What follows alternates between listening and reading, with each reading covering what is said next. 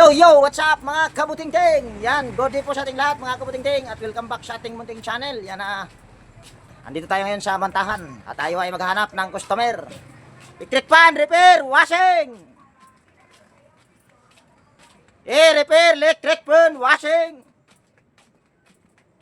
May tumawag mga kabutingting.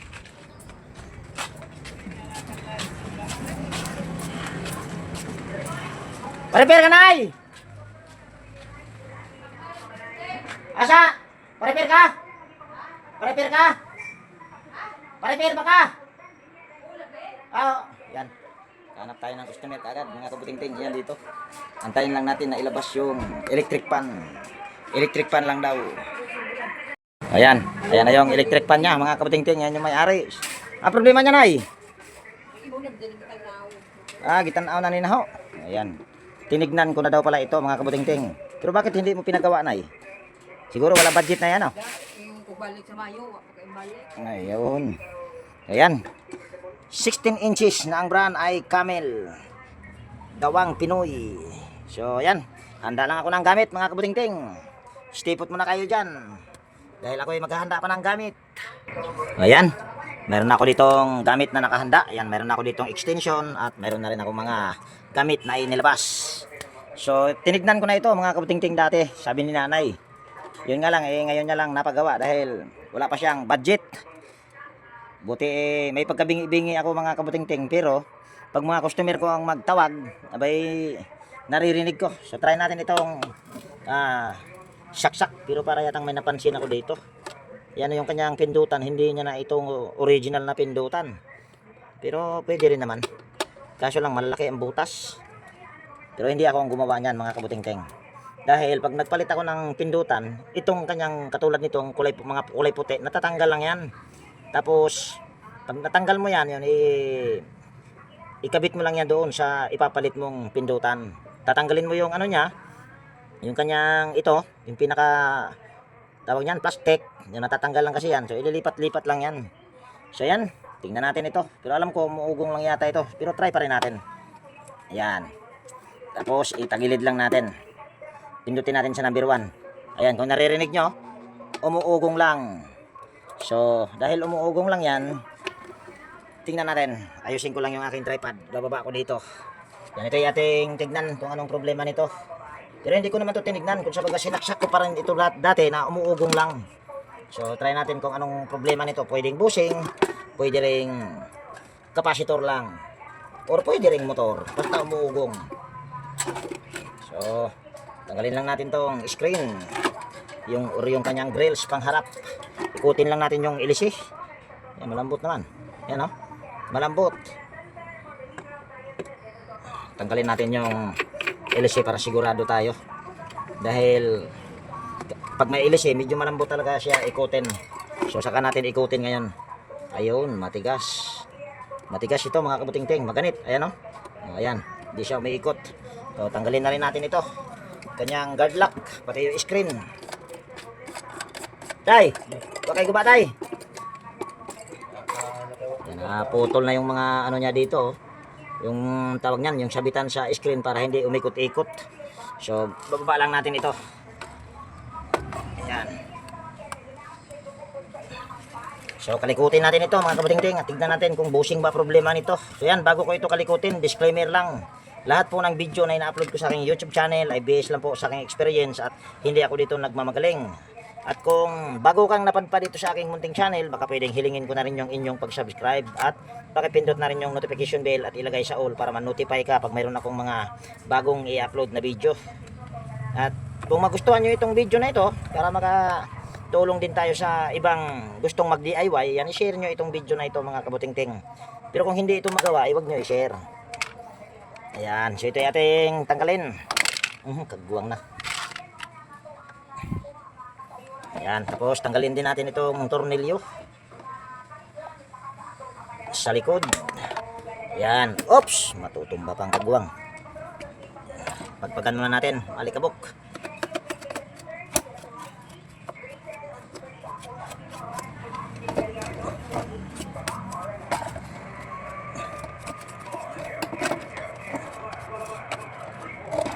Wala nang tali yung kanyang dugtungan. Tanggalin lang natin tong tornilyo sa capacitor. Ayan. Tapos tanggalin natin yung tornilyo sa swing arm.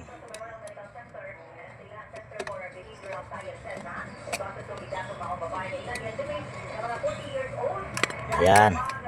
Tapos luwagan lang natin itong tornilyo sa neck para mahugot natin. Mayroon nang gumawa pala nito. Dinugtong na ito mga kabuting-ting. Ayan, oh. Ayan, dinugtong na. Ayan, dinugtong na nga. Sino kaya ang magaling na nagdugtong nito? Pag mga ganito mga kabuting-ting, huwag nyo itong gayahin na ganitong nagdudugtong dahil pag nagsiswing kasi yan, pwede yan siyang mahugot. Kaya hindi maganda pagka ugaliin nyo na dito kayo magdugtong. Dapat pag nagdugtong kayo, dito talaga sa pinaka-switch nya. Yan, ganyan lang. Kasi kung ugaliin yung ganyan, ako, magiging dahilan yan sa pagkasunog ng mga wire dito. Dahil pag nagsuswing yan, nagagalaw-galaw. So ito ay ating tanggalin lahat ng tornilyo. Para matignan natin kung ito ba ay nag-stack up lang or kailangang palitan ng bushing. Ayan. Tapos tanggalin natin tong 4 na tornilyo.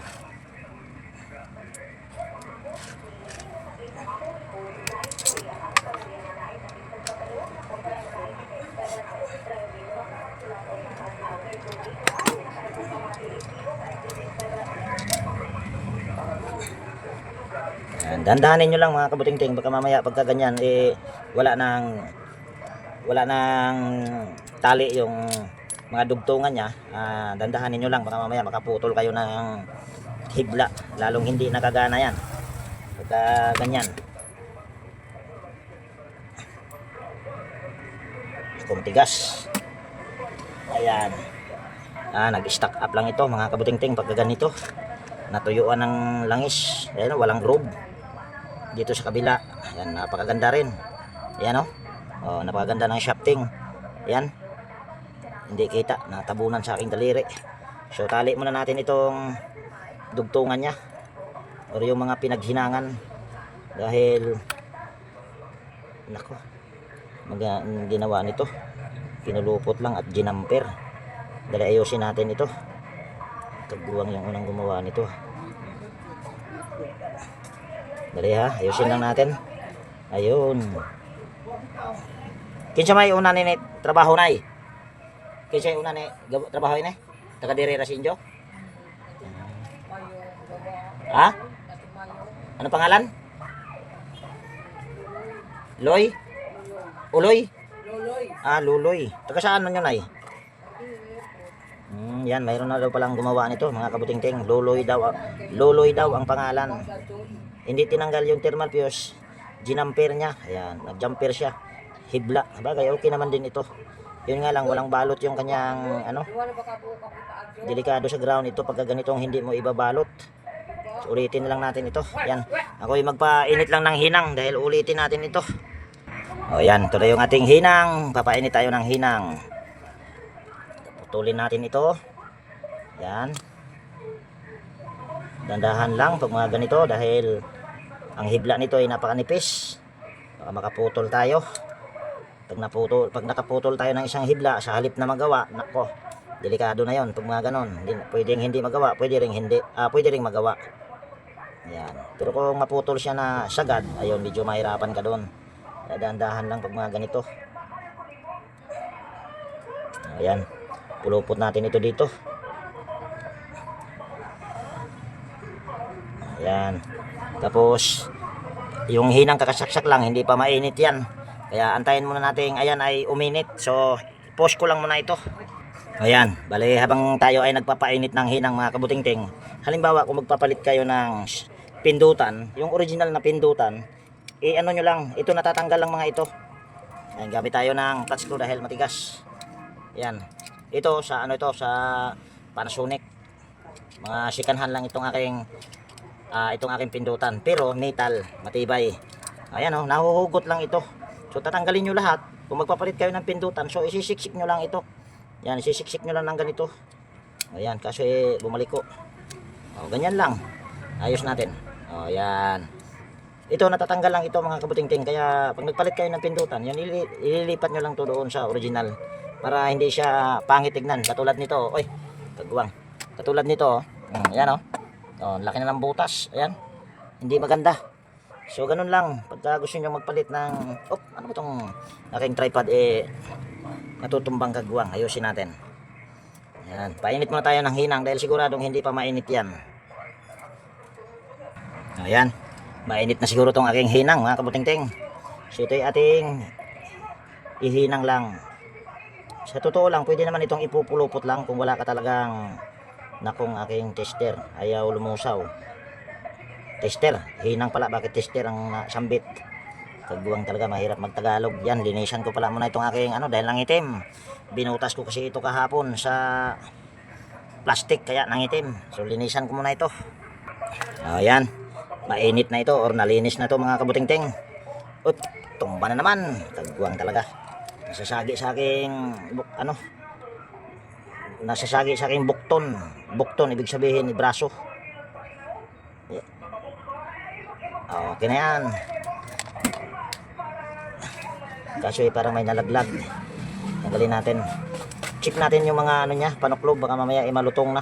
Nagiging sanhi itong mga ganito pagka hindi mo i-check, baka mamaya malutong na. Ayun, nagkakaroon yan siya ng tawag niyan, madali nang ano ba? Ano bang tawag niyan? Madali na lang masunog pagka malutong yan. Kaya i-check nyo rin yan. So lagyan natin ng spaghetti. Tapos tatali na natin ito. Dahil titignan at check natin yung bushing kung yung bushing niya ay good pa. So tali ko muna ito mga kabutingting. Hindi ko na ipakita yung pagtali nito, madali lang pagtali nito. So stipot muna kayo dyan. O yan, natali ko na mga kabutingting. Pwede na yan. Ito, wala kasi akong cable tie, kaya ito yung aking ginamit, tali lang. Pero mas maganda ito kaysa sa cable tie, kasi ang cable tie habang tumatagal nagiging ganito yan.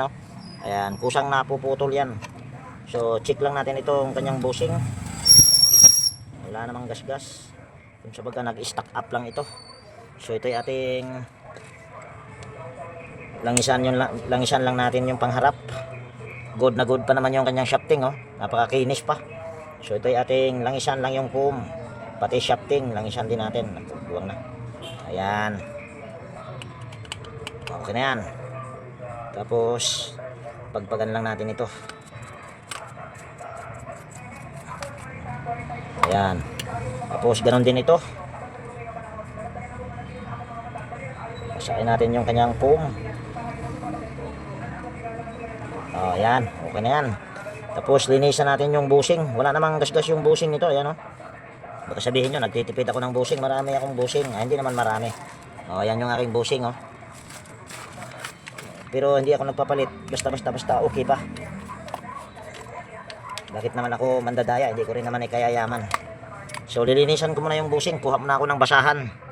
Ayan, ito yung ating gagamiting pamunas or basahan. Lagyan lang natin ng putik, sumirit. Lagyan lang natin ng langis, tapos gaganito lang natin dito para matanggal yung kanyang kalawang. Saka natin titignan kung ayan ba ay wala talagang gasgas. Ayan, titignan natin. Ayan, wala talagang gasgas ito mga kabutingting. Ayan napakakinis. Nakikita mo naman pagkagasgas ay kikintab yun. So ito, sa madaling salita, ito ay nag-stack up lang. Hindi problema ang bushing nito. So ito ay ating ganyan lang. Tapos lilihain natin yung shafting. Yan, linisan natin para matanggal yung kanyang kalawang. Gamit tayo ng liha. Yan, lihain natin.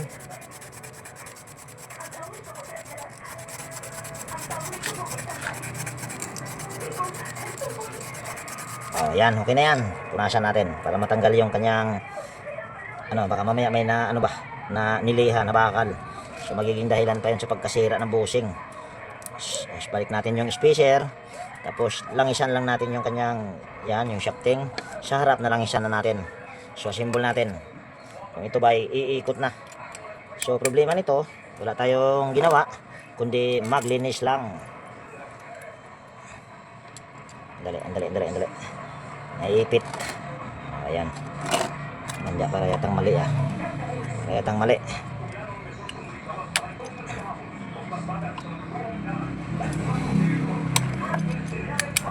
Yan. Okay na yan. Tapos tornilyo natin.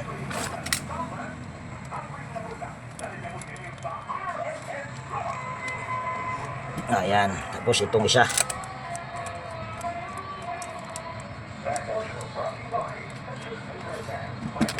Ayan.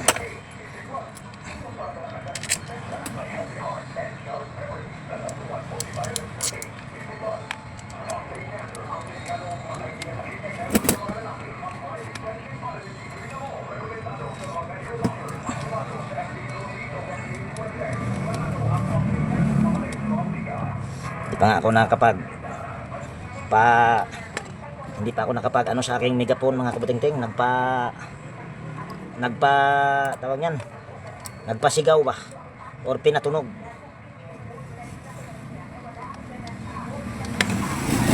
Ayan, tingnan natin kung ito ba ay aandar na. Tanggalin natin itong kanyang C-clip or yung stopper sa LC. Tapos pindutin ko dito sa number 3. Yan, naka number 3. Tapos saksak natin itong power cord. Tingnan nyo kung aandar yan. Lilihain natin yung kanyang shafting dahil napakakalawang. So saksak ko dito. Ayan, gumagana na. Ito lilihain natin.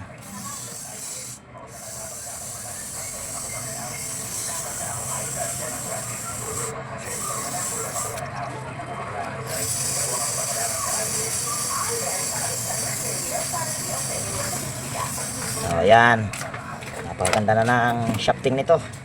Wala nang kalawang. Okay na yan. Langisan lang natin. Tanggalin natin itong washer or iangat lang natin. Nako, mabalik ng kagwang. So ayan. Tapos lagyan natin ng langis. Ayan, okay na yan. Tapos gaganyan-ganyan lang natin. Okay na yan. Balik natin itong kanyang washer. Purpose nitong washer para pag umikot dito hindi niya kakayurin. Yan yung purpose kung bakit may washer yan. So ito yung ating tumba na naman. Ito yung ating higpitan. Yan, yung tamang higpit lang. Hindi naman kailangan mahigpit na mahigpit. Ako, pumasok yung wire ditong kagwang. Ayan. Tapos tornilyo natin itong swing arm.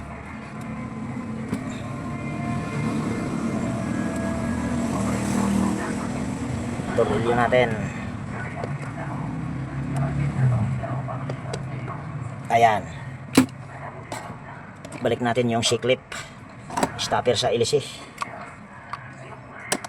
Ayan. Tapos lalagyan natin ito ng pinakasabitan. Itong ano niya, ayan o, dahil nagkaputol-putol lahat. Tanggalin natin yung tornilyo muna.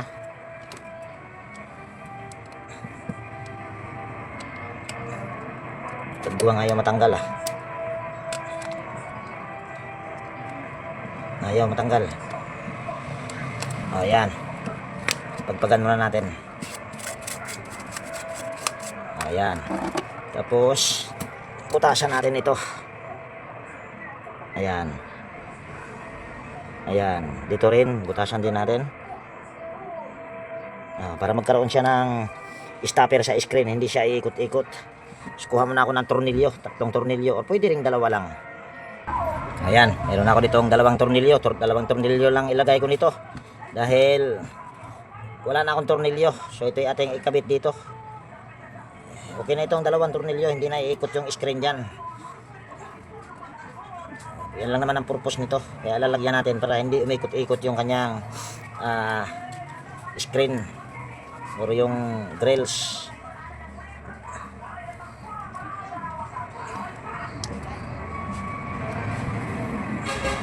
Okay na yan, isa sa baba, isa sa taas. Ganyan lang, pero kung marami kayong tornilyo, maganda kung tatluhin nyo. Kasi wala na akong tornilyo. Meron akong mga tornilyo mahahaba. So tornilyo lang natin ito. Or ibalik natin yung 3 tornilyo.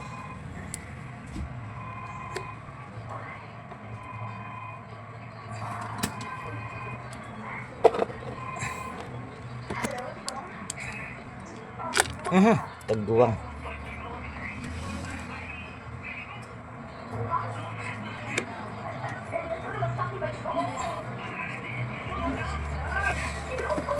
Ayan. Tapos linisan ko muna yung screen at saka LC at hindi ko na ipakita yung paglinis sa screen at saka LC. Ayan, nalinis ko na yung screen at saka LC. Ito na. So ito ay ating ikakabit na. Tingnan natin kung sasabit ba yung. Ayan, hindi na maikot-ikot yan mga kabuting-ting dahil sumasabit na. So pwede na yan. Tapos lagyan natin ng guard lock. Ayan. Kabit natin yung LC. Ayan. Tingnan natin kung mabilis pa ba ito. Dahil hindi naman natin tinester yung capacitor. Dito na lang tayo sa actual. Kung mabilis pa ba. Kung sabaga iikot ba siya kaagad pagka number 1 lang. So balik muna natin itong screen. Ayan. Tapos tingnan natin. Patayin muna natin. Kunin natin yung power cord. Saksak natin dito. Nako, ayaw yata pumasok. Bakit ayaw pumasok ang kagwang? Dito na lang. Ay pumasok. So tingnan natin. Pindutin natin sa number 1. Tingnan nyo kung ayan ba ay iikot kagad. Ayan, iikot kagad. Number 1 lang yan mga kabuting-ting. So pinaka problema nito ay nag-stack up lang at hindi pa kailangang palitan ng bushing dahil maganda pa ang bushing. Yan o, kung maririnig nyo ay napakaganda pa ng tunog. Ayan o. So malalaman nyo naman kasi pagka bushing ang problema, ayan ay huhuni kung lilinisan nyo lang. Pero ito ay napakaganda pa yung kanyang tunog. Or kung sabaga hindi pa humuhuni na parang nagkakayod ng bakal. So yun yung bushing. So number 2. Lagyan natin sa number 3. So okay na ito. Mabilis pa.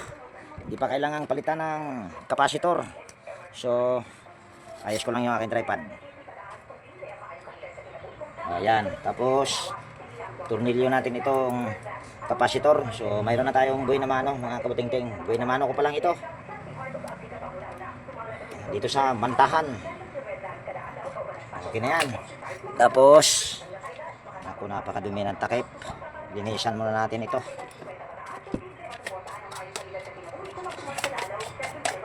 Maaga pa lang, napakainit na. Buti dito hindi umulan. Mantahan sa kupito ng maasin. Ayan.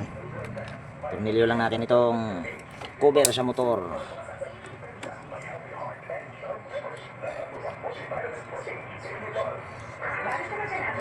Ayan. Tapos balik natin yung knob.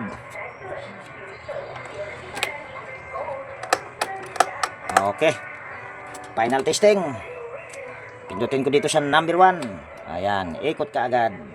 Number 2, number 3. Kaso hindi na nagsuswing. Baba ko lang yung knob. Ayan, nagsuswing na. So ayan, okay na siguro ito mga kabuting-ting. Hindi ko na to pahabain tong video natin. So ayan, kung mayroon ka ditong natutunan, baka pwedeng palike at pakishare. At higit sa lahat, kung bago kayong napadpad dito sa aking munting channel, baka pwedeng hilingin ko na rin yung inyong pag-subscribe at pakipindot na rin yung notification bell at ilagay sa all para ma-notify kapag mayroon akong mga bagong i-upload na video. So ayan, laging nag-iwan sa inyo, nag-iingat tayo palagi at God bless po sa ating lahat mga kabuting-ting. Yan, bye bye na po at mega love shoutout sa inyong lahat. So bye bye na.